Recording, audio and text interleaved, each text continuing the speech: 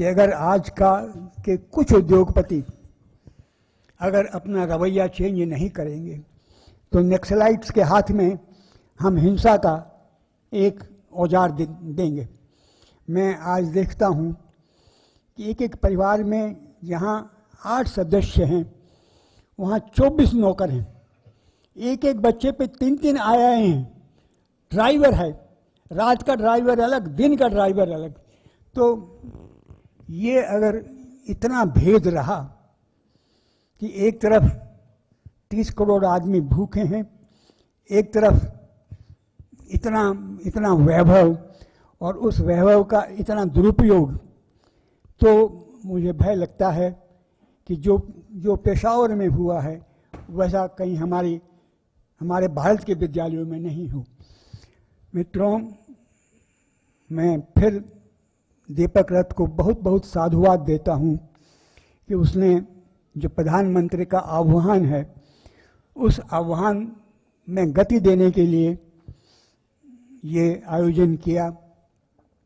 दिल्ली की भयंकर सर्दी, गाड़ियों चलने में इतनी असुविधा, फिर भी लोग आए हैं, काफ़ी लोग आए हैं। ये देख के मुझे खुशी है और मैं दीपक के इस प्रयास में सफलता मिले, इसमें गति मिले, ये ईश्वर से प्रार्थना करता हुआ अपनी वाणी को विराम देता हूँ। धन्यवाद।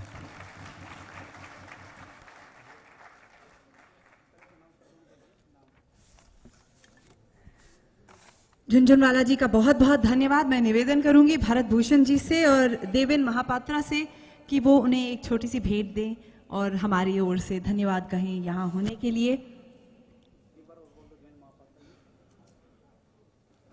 देवेन महापात्रा जी, आप भी कृपया मंच पर आएं। और मैं आपसे एक और बात बांटना चाहूंगी कि कुछ ही देर में हमारे जो मिनिस्टर फॉर ट्राइबल अफेयर्स हैं श्री जुएल ओराम, वो आने वाले हैं, तो फिर उनके ज़बानी भी हम सुन सकेंगे कि किस तरह उन्होंने इतिहास बनाया भारत के पहले ट्राइबल मंत्री बनकर और फिर उस मिनिस्ट्री का कैसे विकास हुआ और आज वो कितनी अहमियत रखती है। इस शुभ अवसर पे मैं निवेदन करूंगी वल्लभ किथीरिया जी से, फॉर्मर HRD मिनिस्टर रह चुके हैं वो, मानव संसाधन मंत्री, यदि वो मंच पे आए तो हम फूलों से उनका स्वागत करना चाहते हैं। बहुत बहुत धन्यवाद कि आप हमारे साथ हैं यहाँ पे।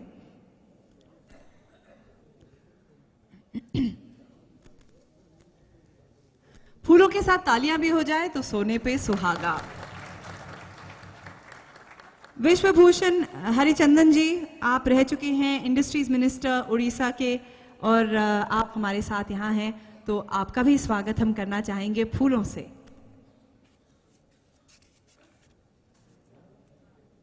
एक बार फिर से सेम कॉम्बिनेशन प्लीज।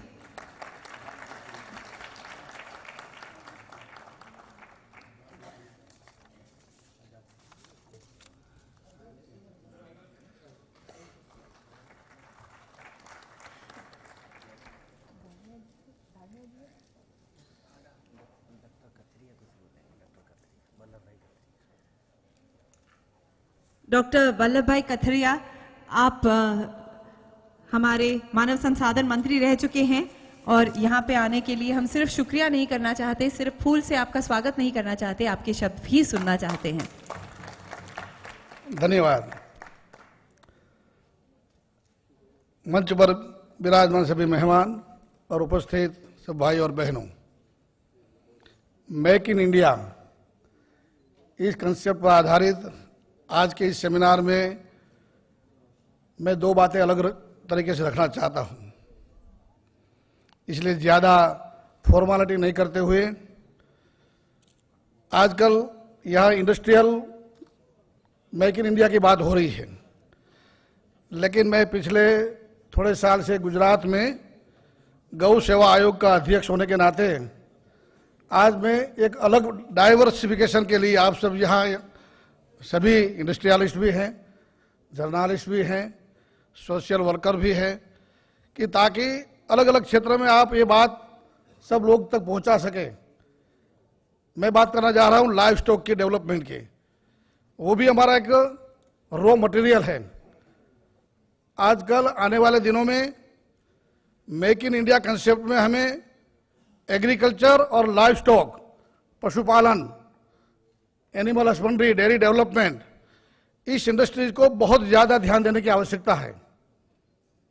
और इसमें मैं कहूँगा कि यहाँ उपस्थित जितने भी ऐसे इनोवेटिव आइडियाज़ वाले इंडस्ट्रियलिस्ट हैं, उनको मैं कहूँगा कि आप लाइव स्टॉक में आजकल भारत की जितनी भी इंडिजिनस काउज हैं, केटल्स हैं, ये यहाँ की आपकी साहिवाल हो, हरियाणवी हो, हमारे गुजरात की गिर और कांकरेज हो, ओंगल हो, या तो पूरे भारतवर्ष में ऐसी 37 ब्रीड्स है। वो ब्रीड्स के आज हमारे पूरे विश्व में डिमांड है। जर्सी और बाकी की HF काउज को उनका मिल्क का नाम दिया गया है A1 मिल्क, और हमारी इंडिजिनस काउ का मिल्क का नाम दिया गया है A2 मिल्क।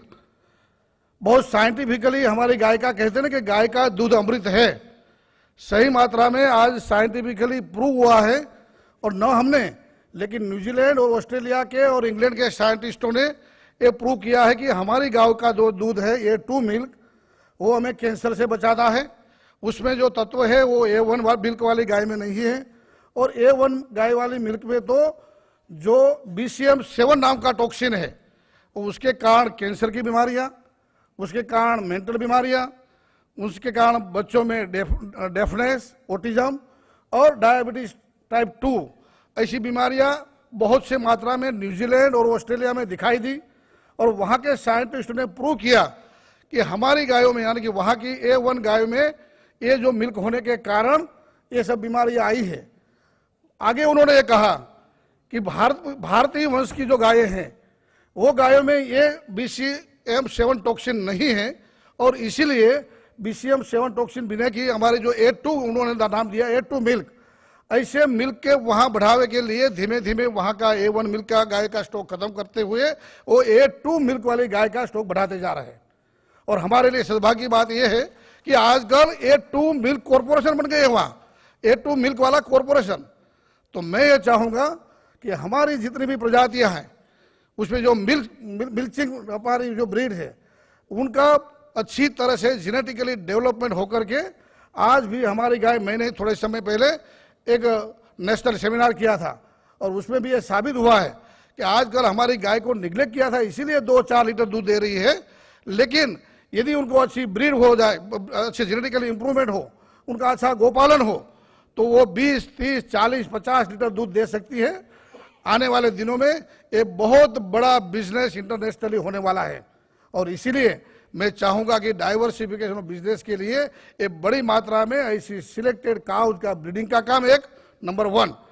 दूसरा, बड़े मात्रा में हर्ड 1000, 2000, 5000, 10,000 गाय रख करके जो इजराइल करता है, जो न्यूजीलैंड करता है, ऑस्ट्रेलिया करता है, डेनमार्क करता है, तो हमारे यहाँ भी ऐसी बड़ी संख्या में गायों को रख करके उनका मास प्रोडक्शन मिल्क का हो, और A2 मिल्क के नाते हमने पूरे दुनिया में दे सकते हैं।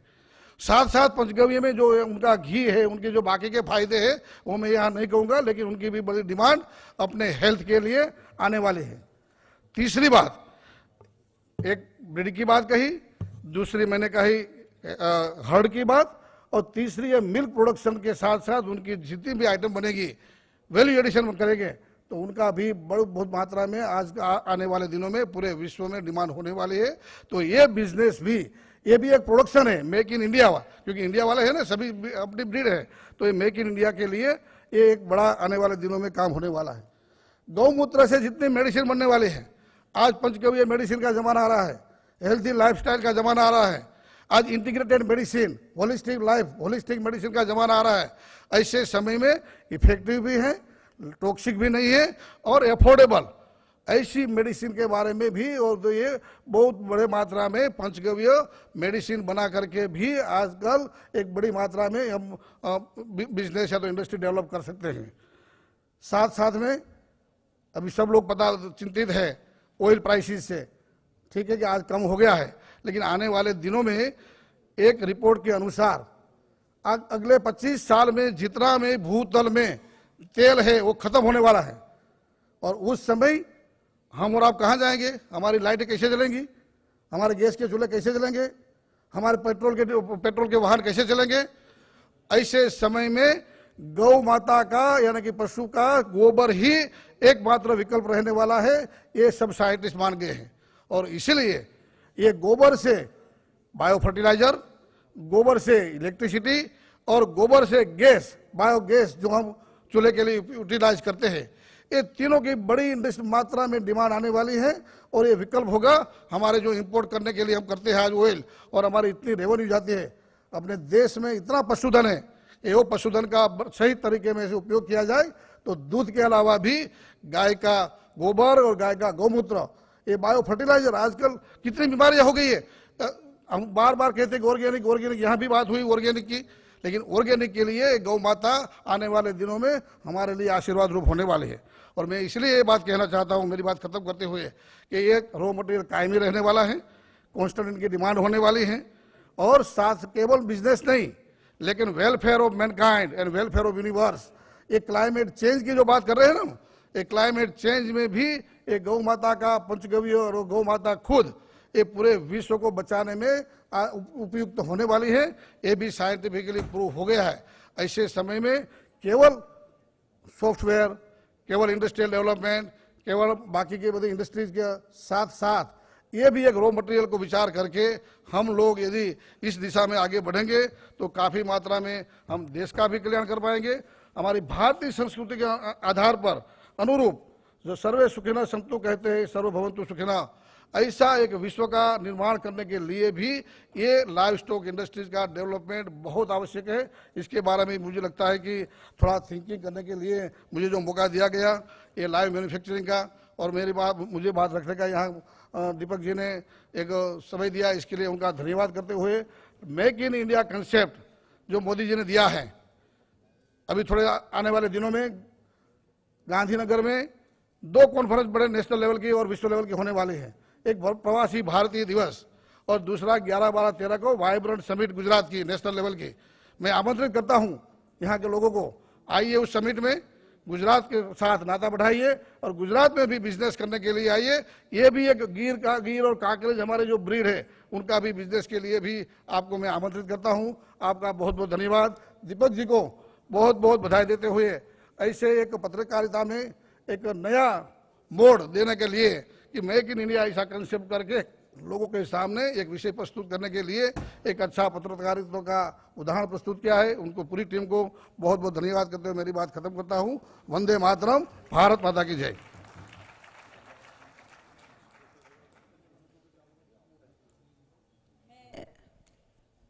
शंकर अग्रवाल जी से निवेदन करूंगी कि वो छोटी सी भेंट दें और वल्लभ जी को इस मौके का एहसास दिलाएं, जब वो हमसे दूर भी हो जाएं तब भी। और अब मैं निवेदन करूंगी विश्वभूषण हरिचंदन जी से कि वो आके कुछ शब्द कहें। 1977 में इमरजेंसी के बाद he became the minister with the highest numbers of portfolios in the government of Orissa. He has handled the law portfolio, revenue, industries, rural development, and he's also been the legislative party leader for the BJP in Orissa. So, ladies and gentlemen,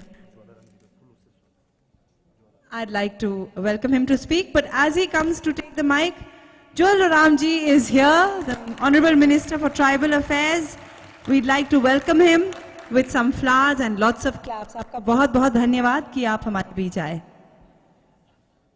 और make in India कोई शहरी बात तो है नहीं, make in India India के कोने कोने तक जाएगी और खास तौर से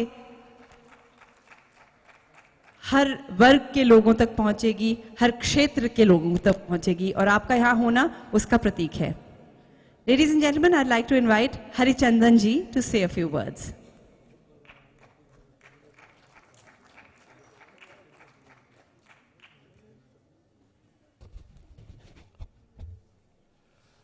Swamiji,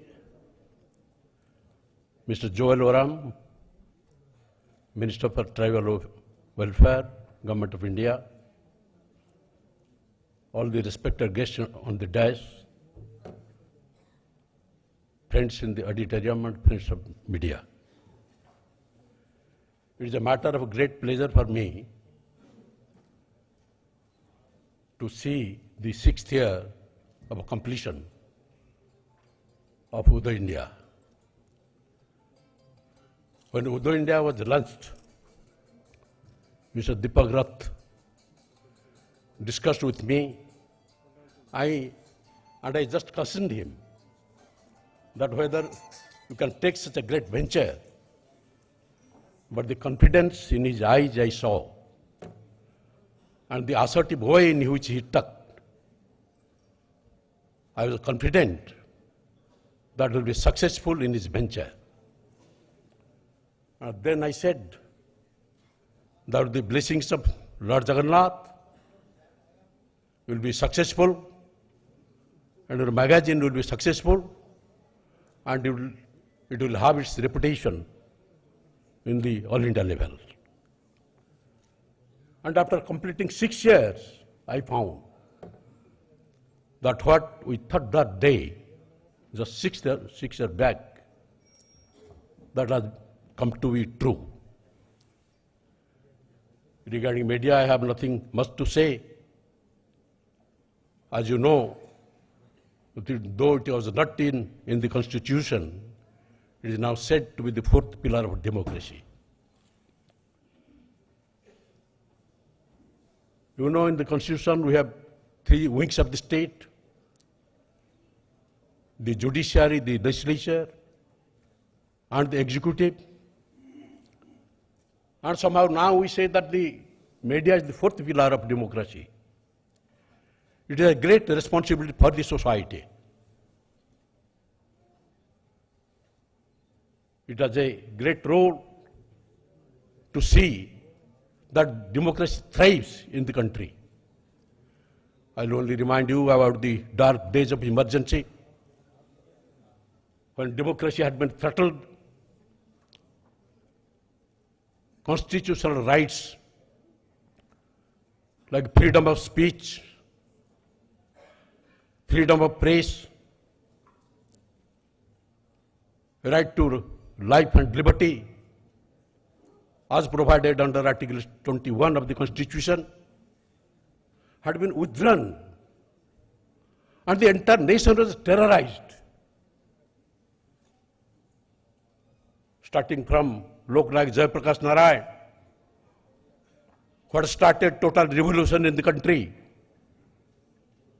and addressed several meetings all over the country for saving democracy and the constitutional rights of the citizens, was put inside the jail on declaration of emergency on 25th June 1975, along with Morarji Bhai Desai, Atal Bihari Vajpayee, Lal Krishna Advani, and all the great leaders of the country. The entire country had been terrorized, and 150,000 people had been put inside the jail. Yes. At that time also, press raised its banner high in the country, and in spite of the press censorship, some of the press